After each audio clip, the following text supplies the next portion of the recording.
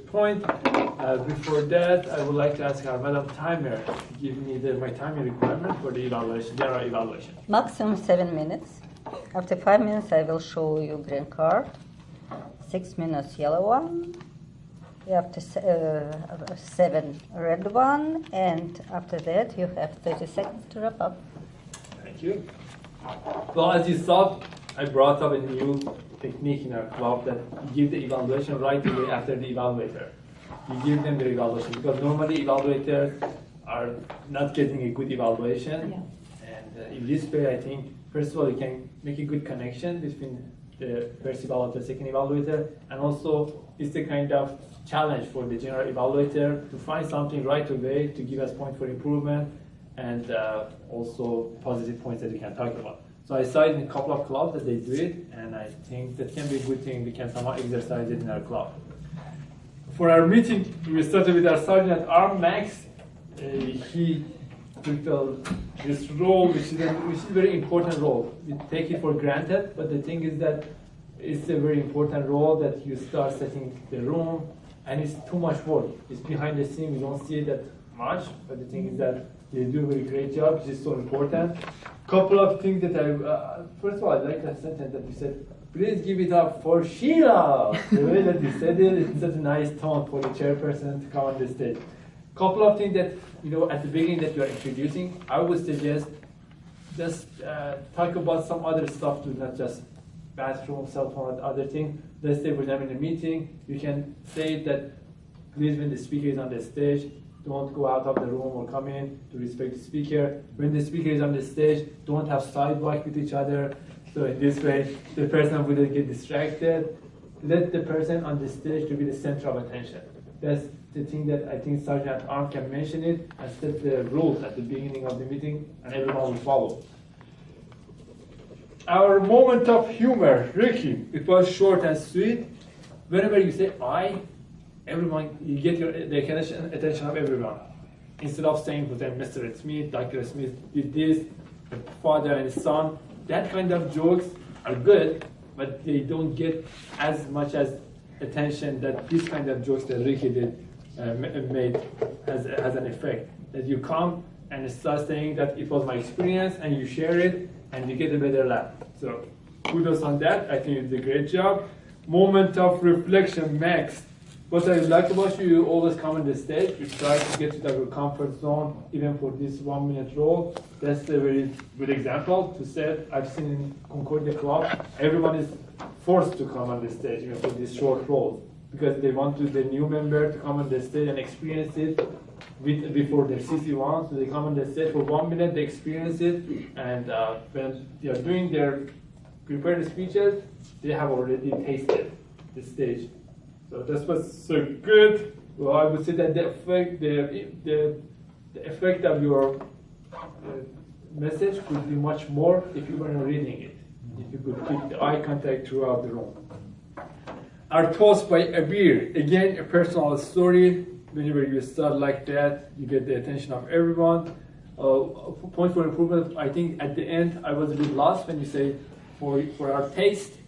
I think maybe you could have come with a better word for when we were just giving a toast to for our taste. I didn't get it. Maybe you can tell me later how was the about. Our timer, Rita, as usual, poised and calm. I have no idea how you can cut people off, by clapping. And I decided today you didn't do it for your son. You just that was, a little bit. You pulled the strings for Artem, so you let him speak. So I think he was disqualified, yeah? Yes, exactly. It's not true. I was clapping for everybody. So you may vote for the evaluators, by the way. I forgot to say. So vote for the evaluators. We had 4 nice evaluators. Yeah, that was good. And our secretary, Sheila. What I like about Sheila when she's secretary, she's not reading out loud. That's a piece of paper. She puts a lot of vocal variety, intonation, emotion behind each line, and you feel that she's really delivering a message. That's the way I like to do it. I wish I could do it one day like you. Our Toastmaster, Elham. I'm so happy that you are the member of this club, and I think without members like you, no Toastmaster club will survive. So that's really good, and you always come here on the stage. I see that a lot of improvement, that even you are speaking so smoothly, clearly, you enunciate the words very well. That's the problem that everyone tells me that you have. You should enunciate. You are a good teacher for me. In that case, the other thing that I liked a lot about Elham was when she was introducing the speakers or role takers. She didn't give the name right away. She started building this mountain of expectation, and at the end, she gave the name. And kudos to our timer and evaluator, they didn't mention the name of the speaker either. So that's a very good way of coming to the speaker. Evaluator just say our first speaker, timer say our first speaker, and she comes with her introduction. And the last word that she's saying, please help me welcome Natalie. In this way, I believe that it's a very beautiful way of asking someone on the stage. You did good. I didn't find a lot of points for improvement.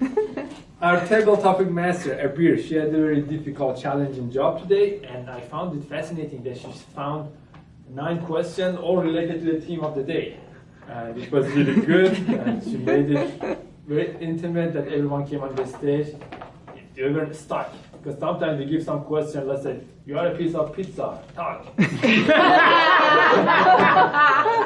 This kind of question really frightens the speaker, and some speakers may never come back on the stage. But the way she made the question, I believe they were so easy to answer, and it was good.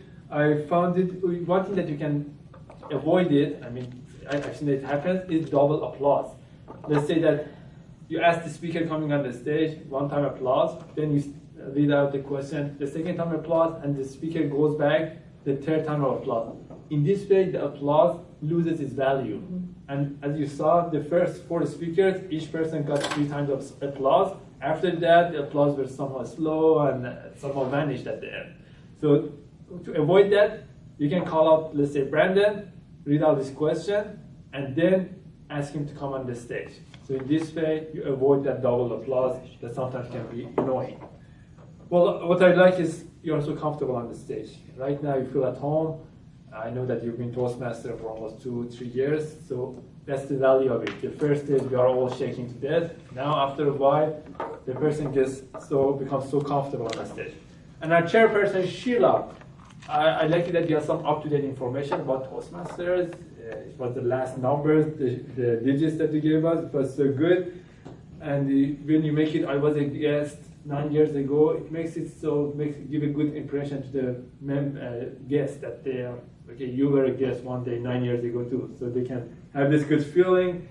I just start with the theme of the day. You know, when you come on the stage, it's better not to go to those boring stuff. Go to the theme of the day, speak a little bit about it, maybe 2 minutes, and then